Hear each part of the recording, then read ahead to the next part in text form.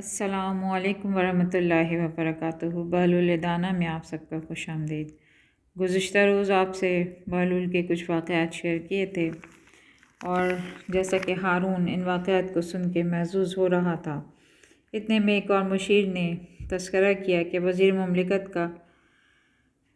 ایک مشیر نے بتایا کہ وزیر مملکت کا تذکرہ ہے کہ وہ اس محفل میں موجود نہ تھا۔ وہ قصہ یہ ہے کہ علی جا ہوا یوں، ہارون سے مخاطب ہوتا ہے وہ مشیر اور کہتا ہے ہوا یوں کہ ایک روز بہلول یہاں آیا تو اتفاقاً وزیر مملکت سے ملاقات ہو گئی۔ انہوں نے مزاحاً بہلول سے کہا، بہلول مبارک ہو، ابھی حکم آیا ہے کہ خلیفہ نے تجھے کتوں، مرغوں اور سؤروں کا امیر حاکم بنا دیا ہے۔ بہلول نے ایک لمحہ توقف نہیں کیا اور بڑے رعب سے بولا، خبردار، اب ہمارے حکم سے سرتابی کی جرات نہ کرنا، اس حکم سے تو بھی میری رعیت ہو گیا ہے۔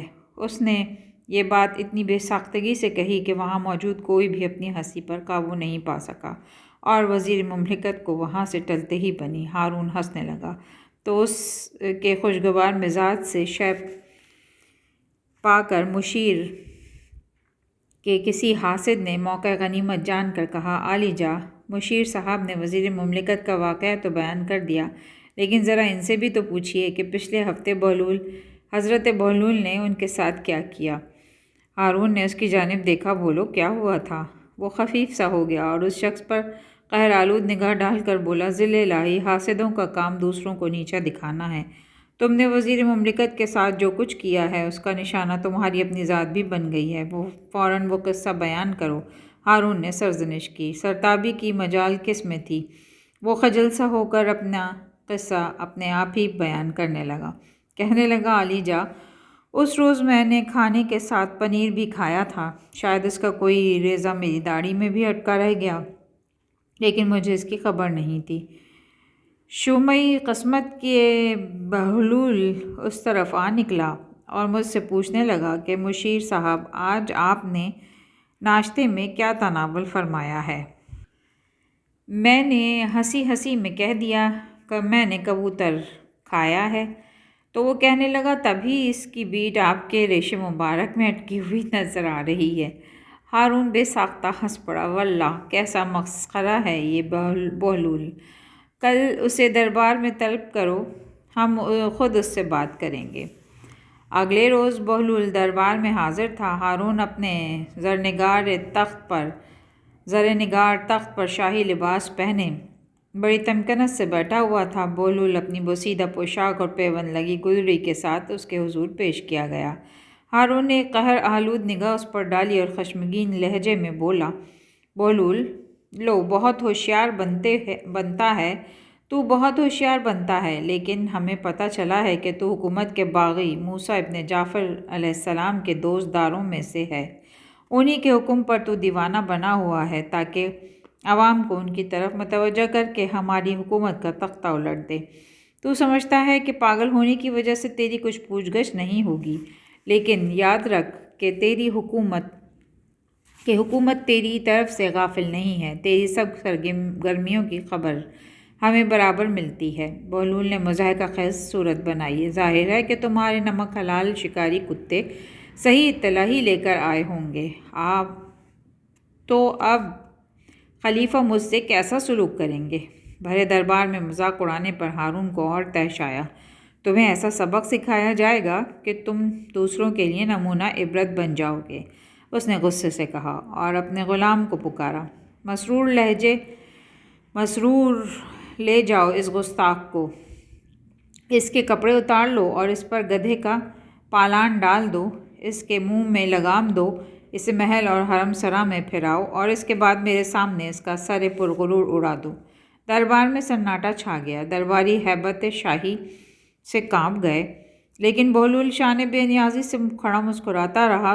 مسرور آگے بڑھا اور اس نے بہلول کی گدڑی گھسیٹ کر پرے اچھالی، اس کا بوسیدہ لباس نوچ کر اس پہ گدھے کا پالان کس دیا، اس کے منہ میں لگام دی اور اسے کھینچتا ہوا محل اور حرم سرا کی طرف لے گیا۔ شاہی درباروں اور محل سراؤں میں انسانیت کی تذلیل روز کا معمول ہے، اس لیے بہلول کی اس ہیئت قضائی پر کسی کو تعجب نہیں ہوا۔ محل اور حرم سرا کے مکین انسانیت کی اس توہین کو تماشے کی طرح دیکھتے رہے۔ کسی نے سوچا کہ بہلول تو دیوانہ ہے، اس لیے سزا کا مستوجب نہیں، لیکن جان کے خوف سے نے زبانوں کو بند کر رکھا تھا، کوئی کچھ نہ کہہ سکا۔ مسرور اس کی لگام کھینچتا اسے دربار میں واپس لے آیا اور ہارون کے سامنے ادب سے جھک کر بولا، علی جاں، آپ کے حکم کی تعمیل ہوئی، کیا اس کی گردن اڑا دی جائے؟ ہارون نے ابھی جواب نہیں دیا تھا کہ ناگہاں اس کا وزیر جعفر برمکی دربار میں داخل ہوا۔ اس نے حیرت سے بہلول کی طرف دیکھا اور اس کی یہ حالت دیکھی تو بولا، بہلول، خیریت تو ہے؟ ایسا کیا قصور ہو گیا ہے تم سے جو یہ حالت بنی ہے؟ بہلول ہنسا، جناب عالی، یہ تو کچھ بھی نہیں، ابھی تو میری گردن ماری جائے گی۔ مگر کس جرم میں؟ جعفر برمکی نے پوچھا۔ میں نے ایک سچی بات کہہ دی تھی جس کے انعام میں خلیفہ نے مجھے یہ خلعت فاخرہ عطا کی ہے اور جامِ مرگ میرا انتظار کر رہا ہے۔ ہارون کو بے ساختہ ہنسی آ گئی۔ خلیفہ کو ہنستے دیکھ کر درباری اور جعفر برمکی جو اپنی ہنسی ضبط کر رہے تھے وہ بھی ہنس پڑے۔ ہارون کا غصہ کافور ہو گیا اور اس نے شاہی حکم جاری کیا، جیسی بہلول نے کہی ہے ویسی ہی خلعت فاخرہ عطا کی جائے۔ خلیفہ کا اس کرم کا شکریہ، مجھے اپنی پیون لگی گدڑی ہی غنیمت ہے۔ بہلول نے اپنی گدڑی شانے پر ڈال لی۔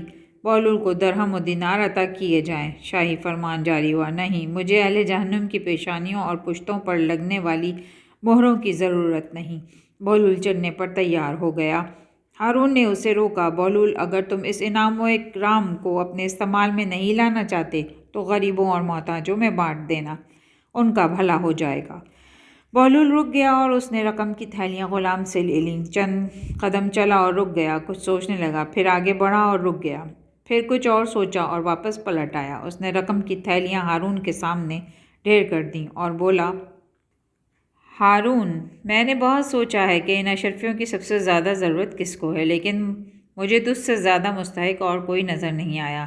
تجھ سے زیادہ نادار اور ضرورت مند شاید اور کوئی نہیں، کیونکہ میں روز دیکھتا ہوں کہ تیرے کارندے ہر جگہ لوگوں کو کوڑے مار مار کر ان سے ٹیکس وصول کرتے ہیں تاکہ تیرے خزانے پر ہوں۔ سارے شہر میں سب سے بڑا ضرورت مند تو خود ہے، اس لیے یہ رقم تو ہی رکھ لے۔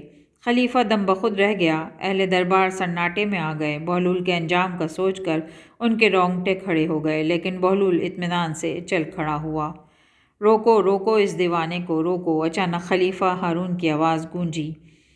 اہل دربار اس تصور سے ہی کانپ گئے کہ اب بہلول کا عتاب شاہی سے بچنا محال ہے۔ دو غلام تیزی سے آگے بڑھے اور بہلول کو گھسیٹ کر ہارون کے سامنے لائے۔ ہارون کی آنکھیں نم تھیں اور پشیمانی نے اس کی آواز کو پست کر دیا تھا۔ وہ گہری سانس لے کر بولا، بہلول، تیری دیوانگی ہم جیسے ہوش مندوں کے لیے ایک نعمت ہے۔ تیری اس بات نے میرے دل کو نرم کر دیا ہے۔ میرا جی چاہتا ہے کہ تجھ سے کچھ پند و نصیحت کی فرمائش کروں۔ غلاموں نے فوراً ہی بہلول کو چھوڑ دیا۔ وہ اپنی مخصوص شان بے نیازی سے گویا ہوا۔ اس کے ساتھ ہی آپ سے اجازت چاہتی ہوں، آگے پھر اس کا سلسلہ جاری رکھوں گی۔ اجازت، اللہ حافظ۔